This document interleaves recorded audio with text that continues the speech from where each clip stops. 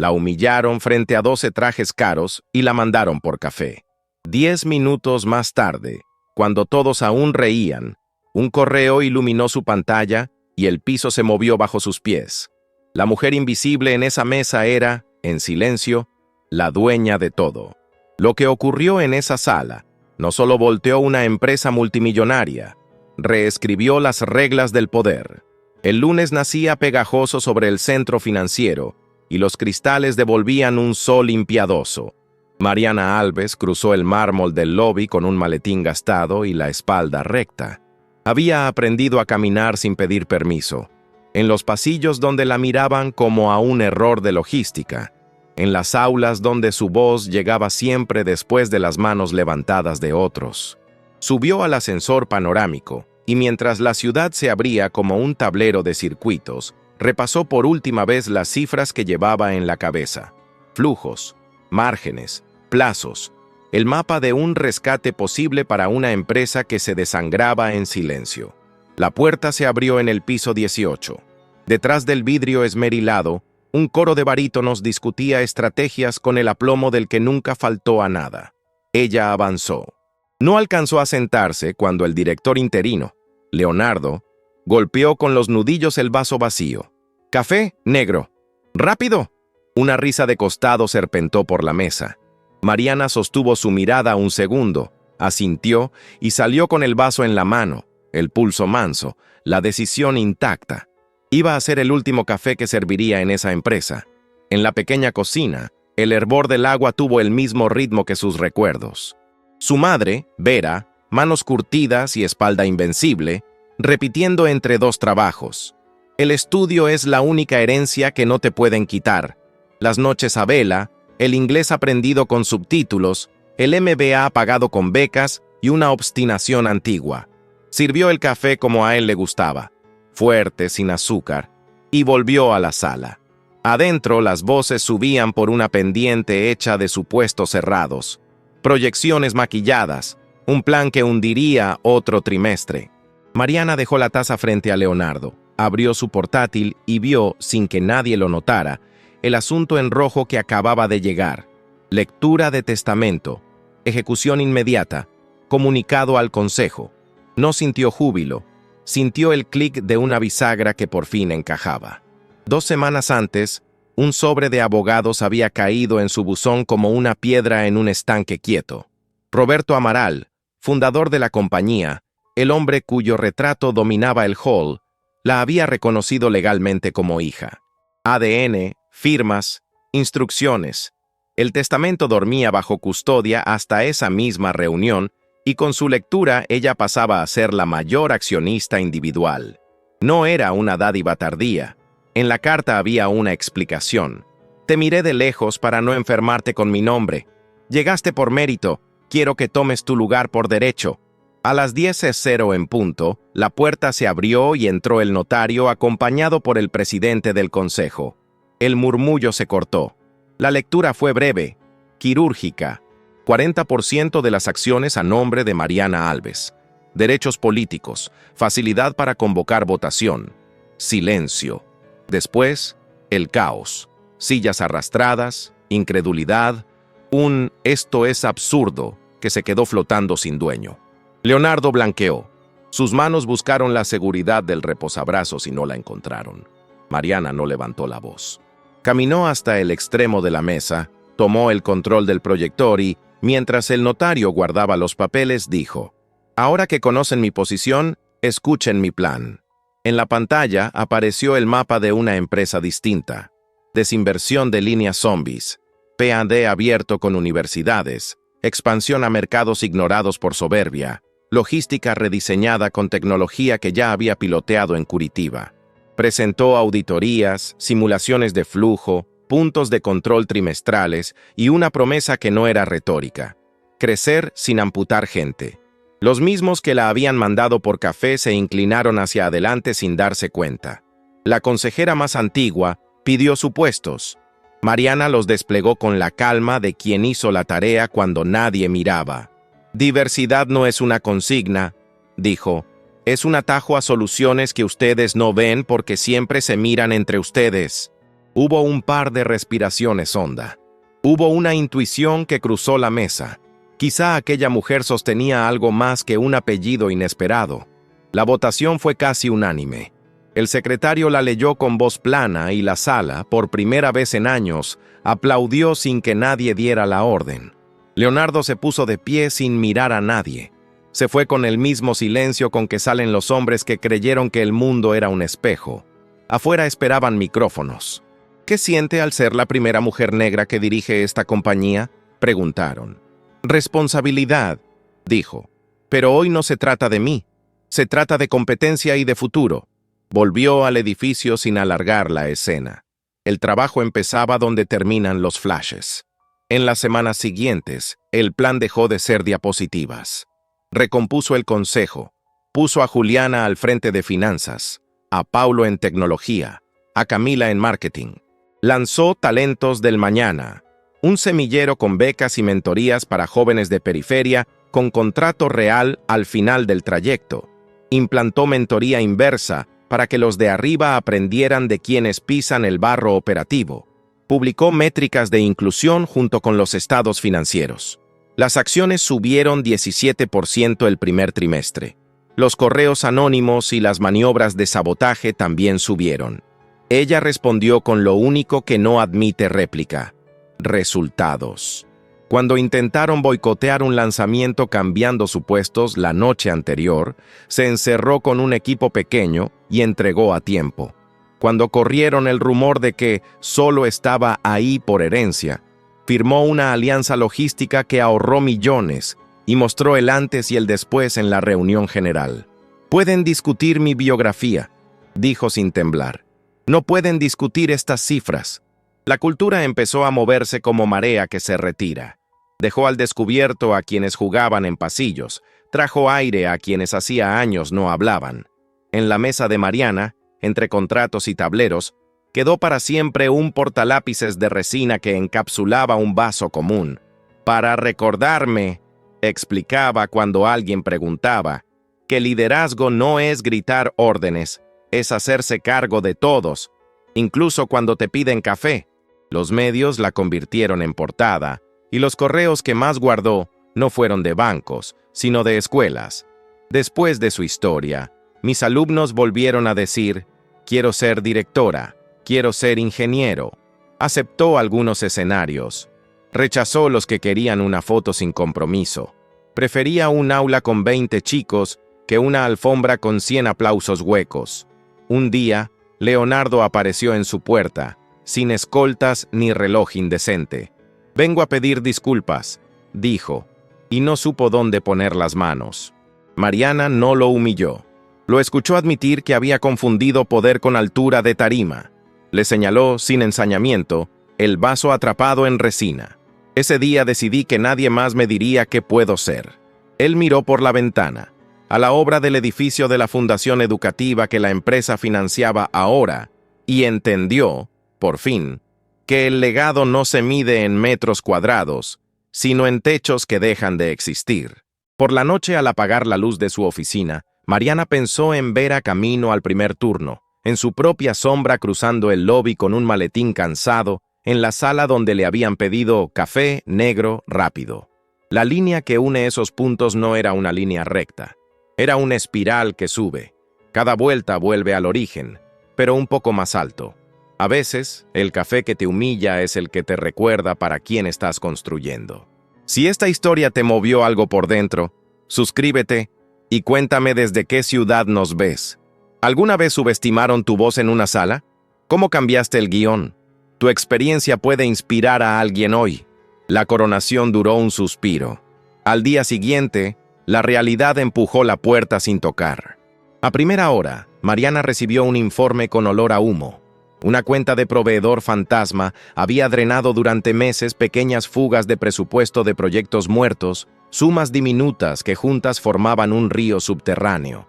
La firma en las órdenes de pago era impecable, el circuito sofisticado, la fecha anterior a su llegada a la cúpula, pero el movimiento final, el intento de vaciar un remanente, había ocurrido la noche en que el consejo la eligió.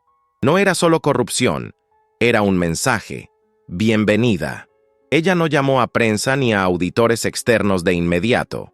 Encerró el dato en una carpeta sin nombre, reunió a 2 personas en las que confiaba, Juliana y Paulo, y al equipo forense de sistemas que Paulo había armado con talento joven de periferia. «Busquen silencios», dijo. En los logs, los silencios hablan. Apagones de 2 minutos en el servidor contable, accesos en horarios absurdos, un usuario con privilegios que entraba a la red por una puerta que ya no existía en ningún diagrama. Paulo levantó la cabeza al mismo tiempo que Juliana levantaba una ceja. La puerta era un túnel heredado de una migración vieja, activo solo para 4 máquinas físicas registradas a nombre de un área que, sobre el organigrama, respondía a la dirección de operaciones. Y, en la práctica, a nadie. Los fantasmas siempre eligen sótanos. Mariana recorrió el sótano al día siguiente con casco de obra y zapatos de seguridad que no combinaban con su traje. Allí, detrás de una pared falsa de placas acústicas, encontraron una torre de hierro con 2 servidores y un switch antiguo cubiertos por polvo reciente, como si el tiempo hubiera pasado más rápido sobre esa esquina. Paulo sonrió con ironía. Cuando no quieres que algo sea visto, lo pones a la vista, pero le cambias el ritmo. Desconectaron sin espectáculo. Ella dejó un aviso manuscrito pegado con cinta sobre el metal. Inventario. Prohibido reconectar. A veces la autoridad más efectiva no es la que grita, sino la que firma con calma. La investigación siguió una huella tosuda, contratos fraccionados, órdenes aprobadas por suplentes, una cadena de correos donde el verbo agilizar significaba no preguntes. El hilo condujo a un director de mediana edad que jamás levantaba la voz, educado en su cortesía como un mayordomo. Cuando lo sentaron en una sala de vidrio, sostuvo el nudo de la corbata como si allí estuviera escondido su salvavidas. Negó primero, titubeó después, confesó al final. El sistema lo había tragado hace años, dijo, y él solo había aprendido a respirar bajo el agua. El sistema tenía iniciales y apellidos. No habló de Leonardo, habló de los tiempos de Leonardo. No hacía falta más. Mariana no se permitió el teatro del escarnio. Firmó la suspensión, activó el canal con la fiscalía, blindó la cadena de custodia de la evidencia. En paralelo, levantó un espejo hacia adentro, auditoría integral, buceo en proveedores, semáforos en tiempo real visibles para cualquier empleado. Abrió un buzón anónimo que no dependía de recursos humanos ni de legal, sino de un tercero externo, con reportes públicos trimestrales. La transparencia no es un PDF, dijo en la reunión general. Es la incomodidad de saberse observado con justicia. Los aliados viejos se movieron, claro.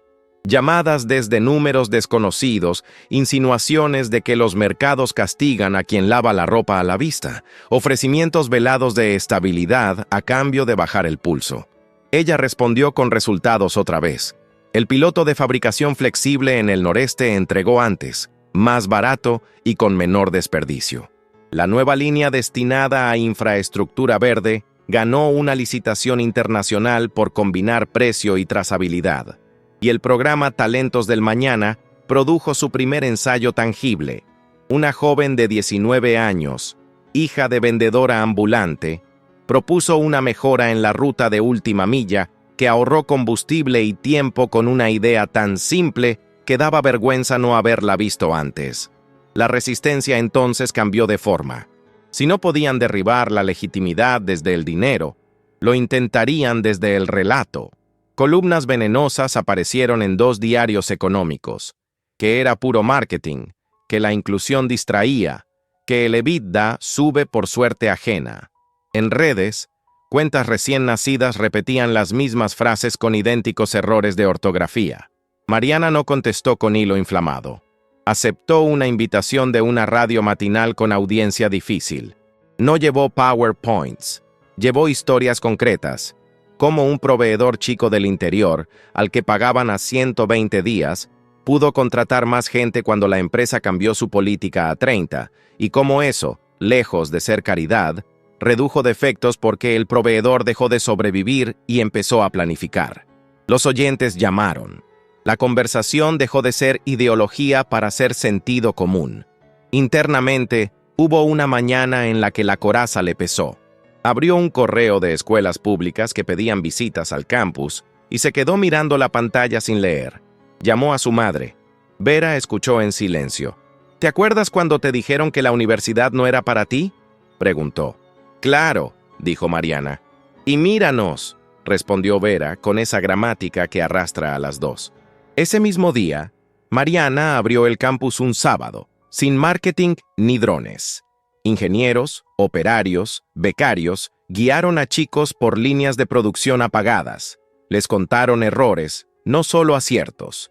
En el comedor, un operario levantó la mano y dijo que en 20 años nadie le había pedido jamás que explicara cómo resolvía un atasco. Los chicos aplaudieron a él, no a ella. Fue el mejor aplauso de su mandato. El conflicto más delicado llegó por donde menos esperaba. Clientes antiguos que debían mucho, pagaban tarde y exigían descuentos como quien exige un vaso de agua. Históricamente, la empresa se había doblegado porque ese músculo de nombres grandes parecía tener el tamaño del mundo. Mariana reunió a comercial y a legal. Propuso una política de verdad en números. Quien no cumpla plazos pierde beneficios. Quien pague mejor gana volumen. La mitad del equipo tembló. Nos quedamos sin los de siempre, dijeron. Nos quedamos con los que nos respetan, corrigió. Hubo un trimestre de aguante y después el aire cambió. Entraron cuentas nuevas que habían evitado a la empresa por su reputación de club cerrado. Los de siempre volvieron educados. El respeto, como la gravedad, no pide permiso, actúa. Entretanto, una grieta personal que no había tenido tiempo de mirar, se abrió paso. Roberto, el hombre cuyo apellido ahora pesaba en su tarjeta, era su padre y era un desconocido. Había grabaciones que él dejó para ella, archivos de audio con instrucciones y disculpas. Mariana los escuchó de madrugada, una taza en la mano, el teclado como muelle. Él hablaba de herencias tóxicas, de acuerdos que no firmó por vergüenza, de una niña a la que vio de lejos en una plaza. No quiero que mi apellido te sirva de excusa, decía. Quiero que te sirva de herramienta y que aprendas a dejarlo cuando pese más de lo que ayuda. Ella detuvo la reproducción y miró el vaso encapsulado en resina sobre su escritorio. Había pasado de ser amuleto a ser recordatorio de que ningún símbolo vale por sí mismo. Un viernes, a última hora, la seguridad detectó un acceso físico al piso de dirección con una credencial desactivada. Las cámaras mostraron a un hombre con gorra, rostro tapado, manos seguras. Sabía a dónde iba. Forzó la cerradura del archivo de contratos, no de caja ni de tesorería. Buscaba papeles que pudieran torcer una narrativa. No alcanzó. El guardia lo interceptó antes del ascensor. Era un ex asesor de operaciones, despedido meses atrás, con conexiones estrechas con ese tiempo de Leonardo. Mariana decidió querellarse, no por venganza, sino por higiene institucional. Al día siguiente, los chats de pasillo hervían. Ella entró en el comedor con su bandeja, como cada lunes, y se sentó donde siempre se sienta quien no teme ser vista.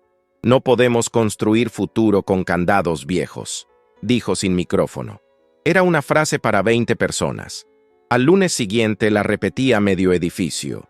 Con la casa más limpia, el plan de crecimiento dejó de tropezar con alfombras.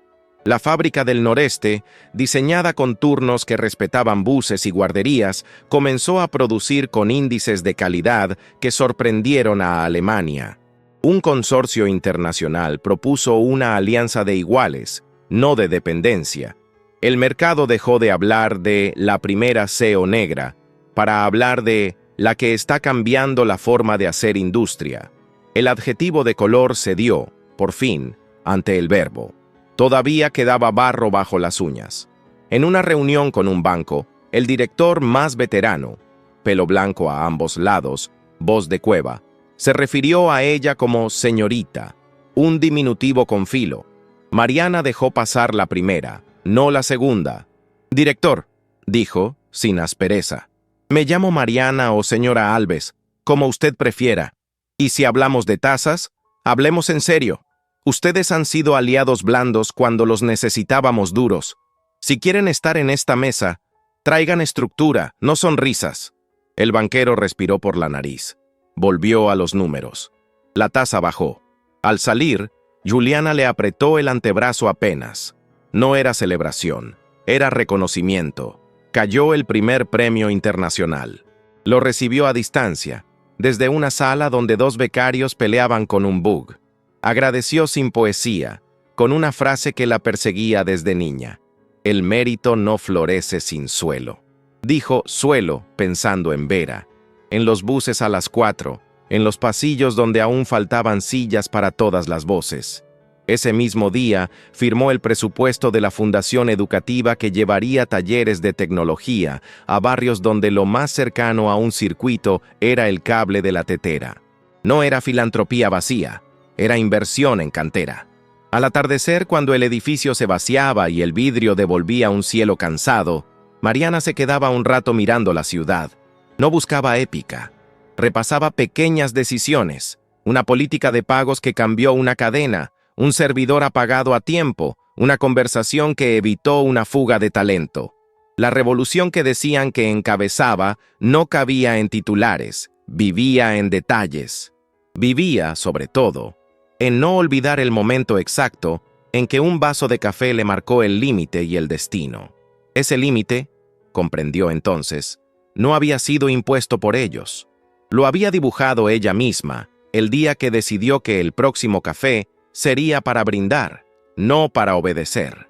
El ascenso de Mariana había sacudido las paredes de la empresa como un terremoto silencioso, pero la réplica no tardó en llegar. Los pasillos olían a nuevos aires, sin embargo, también a pólvora escondida. No era ingenua. Sabía que ganar una votación y demostrar resultados era apenas el primer acto. El verdadero desafío sería sostener el poder cuando las lealtades aún estaban en venta, y los viejos hilos de influencia seguían tensos en la sombra. Los rumores comenzaron discretos, como gotas en un techo, que el mercado desconfiaba de sus estrategias, que los socios extranjeros la consideraban arriesgada, que los números no eran tan sólidos como ella hacía creer. Mariana reconocía el tono. Era la misma música de siempre, orquestada por quienes no podían derrotarla de frente. La diferencia era que ahora tenía más ojos observando, más voces dispuestas a defenderla. El cambio cultural ya no era una promesa, era un germen creciendo, aunque con raíces aún frágiles. Una noche, al salir del edificio, un periodista la interceptó con preguntas demasiado precisas sobre un contrato aún confidencial. No era coincidencia. Había filtraciones. Al revisar las comunicaciones internas, descubrió que uno de sus nuevos gerentes compartía información sensible con un grupo de exdirectivos desplazados. Fue un golpe amargo. Alguien en quien había depositado confianza resultaba ser caballo de Troya. Pero en lugar de reaccionar con furia, Mariana armó una estrategia quirúrgica. No bastaba despedirlo, necesitaba exponer el sistema que lo sostenía. Con ayuda de Paulo y de Juliana, montó una auditoría paralela y documentó cada paso. Cuando por fin reveló las pruebas al consejo, no hubo gritos ni aplausos, solo un silencio pesado. El gerente fue retirado en cuestión de horas y el mensaje quedó claro. La nueva CEO no toleraba traiciones, pero tampoco caía en trampas de espectáculo. El precio, sin embargo, fue alto. Las semanas siguientes trajeron un asedio mediático. Columnistas insinuaban que ella vivía de herencia y marketing, que no soportaría una crisis real. En foros financieros, trolls repetían el mismo mantra: no va a durar 6 meses. Mariana respondía con lo único que podía cortar el ruido: datos. En un trimestre, los ingresos crecieron 14%. En 6 meses, la empresa firmó su primer acuerdo global de innovación sustentable, un contrato que había estado congelado por años debido a la reputación cerrada y elitista de la firma. Esa conquista no fue un golpe de suerte, fue resultado de semanas de negociación paciente, donde Mariana no jugó al ajedrez con las piezas de siempre, sino que cambió el tablero. Aún así, la resistencia mutaba. Una mañana, Al abrir su correo, encontró una amenaza anónima.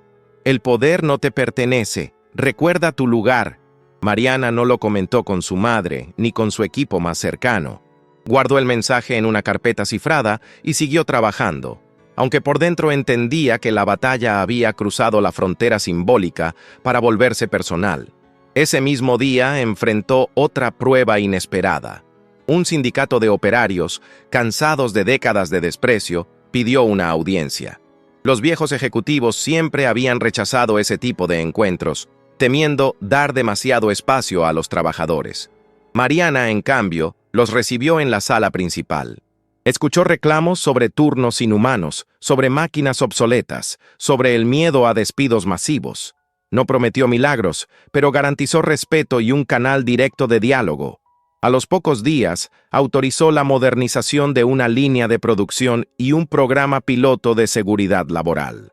Cuando los resultados mostraron menos accidentes y más productividad, incluso los inversionistas más escépticos se vieron obligados a admitir que la inclusión no era idealismo, era rentabilidad. Sin embargo, el enfrentamiento con Leonardo se tornaba inevitable. Aunque ya no ocupaba su silla, seguía moviendo piezas en la sombra. Un banco aliado suyo bloqueó un crédito importante alegando incertidumbre en la gestión.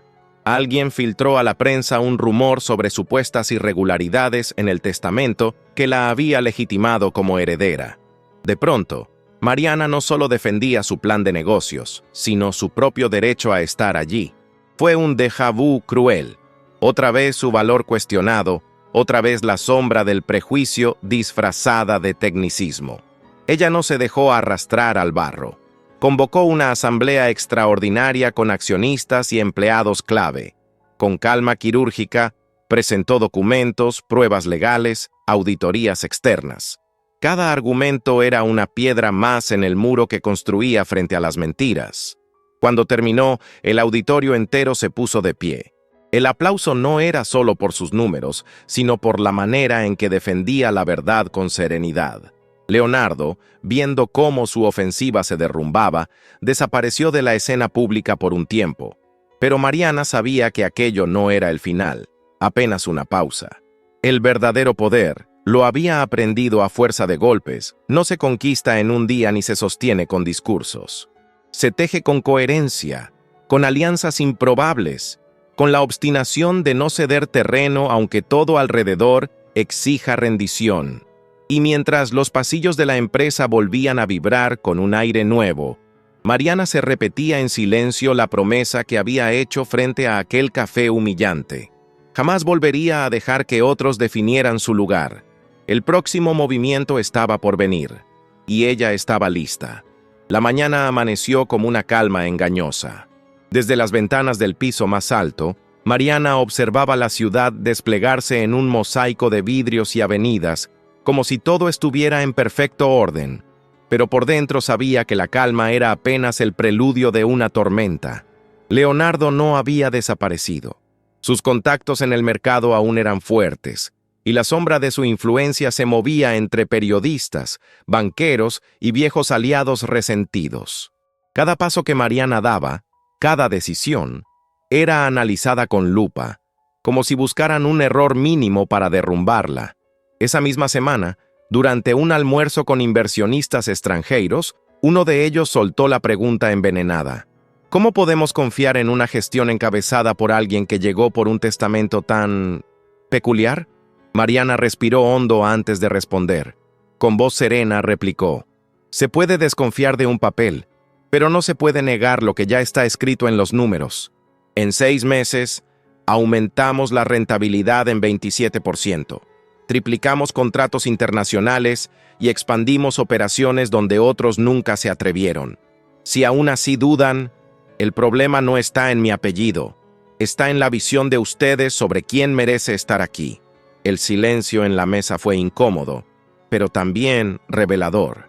Incluso quienes habían venido dispuestos a presionarla tuvieron que admitir que los hechos hablaban más alto que los rumores. Al salir de ese encuentro, Mariana se dirigió al memorial de la empresa, donde reposaban las fotos enmarcadas de los fundadores. Allí estaba la imagen de Roberto Amaral, su padre biológico, observándola desde una época en blanco y negro. No lo conoció en vida, pero sentía como si cada batalla que enfrentaba fuese también un ajuste de cuentas con el pasado, un modo de honrar la herencia que él, aunque tarde, había decidido reconocer. Mientras tanto, Leonardo se movía como un fantasma. Aparecía en cócteles exclusivos, insinuando fraudes en la herencia. Susurraba a antiguos aliados que Mariana estaba quemando la empresa con políticas de inclusión y que en poco tiempo el imperio se desplomaría. Intentaba sembrar la desconfianza que tantas veces había utilizado para mantener el control. La oportunidad de un choque directo llegó en una tarde chuvosa de jueves. El consejo convocó a ambos a una sesión extraordinaria para discutir un contrato internacional de altísimo valor. Leonardo había logrado infiltrarse como representante de un grupo minoritario de accionistas y planeaba cuestionar cada línea de la propuesta. La sala estaba llena, los proyectores encendidos, y la tensión se podía cortar con un cuchillo. Leonardo tomó la palabra con su ironía habitual. Con todo respeto, ¿vamos a arriesgar la estabilidad de décadas siguiendo la visión de alguien que hace menos de un año ni siquiera era reconocida en esta mesa? Algunos directores se removieron en sus asientos. El veneno estaba lanzado, pero Mariana no pestañeó. Caminó hasta el frente con paso firme y desplegó gráficos, contratos preliminares, cartas de intención de socios extranjeros. Cada documento era un golpe calculado contra la narrativa de Leonardo. «Usted habla de estabilidad», respondió ella con calma. «Pero lo que yo veo en los balances de los últimos 5 años son pérdidas encubiertas, oportunidades desperdiciadas y una arrogancia que casi nos hunde. Si estabilidad significa seguir ciegos, entonces prefiero el riesgo de innovar». Un murmullo recorrió la sala. Incluso los más escépticos asentían. Leonardo enrojeció, pero no se rindió. Se levantó abruptamente, golpeando la mesa con la palma. «Esto es un circo. Una empresa no se gobierna con discursos de justicia social, sino con poder». El eco de sus palabras quedó suspendido unos segundos. Mariana lo miró fijamente y replicó con voz baja, pero tan firme que obligó a todos a escuchar. «Y por eso ya no está en este lugar. El poder que usted defiende es frágil, porque depende de miedo y de exclusión. El que yo represento se construye con resultados y con gente que finalmente se siente parte de algo mayor». El presidente del consejo intervino para calmar los ánimos. Tras un receso breve, se procedió a la votación sobre el contrato internacional. El resultado fue abrumador: 10 votos a favor, 1 en contra. Leonardo, derrotado, recogió sus papeles sin mirar a nadie y salió bajo la lluvia que golpeaba los ventanales. Mariana se quedó de pie unos segundos, observando cómo la puerta se cerraba tras él. No sintió triunfo fácil ni venganza dulce, apenas un profundo alivio. Había vencido, sí, pero comprendía que a partir de ese día la responsabilidad era aún mayor. Esa noche, al llegar a casa, abrazó a su madre. Dona Vera lloró en silencio, orgullosa. «Você conseguiu, minha filha», susurró en portugués, sin darse cuenta de que mezclaba idiomas como hacía cuando la emoción la dominaba.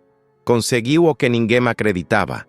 Mariana sonrió, pero también recordó a cada joven que le escribía desde distintos rincones del país. Sabía que su historia ya no le pertenecía solo a ella, sino a todos los que buscaban un espejo donde reconocerse.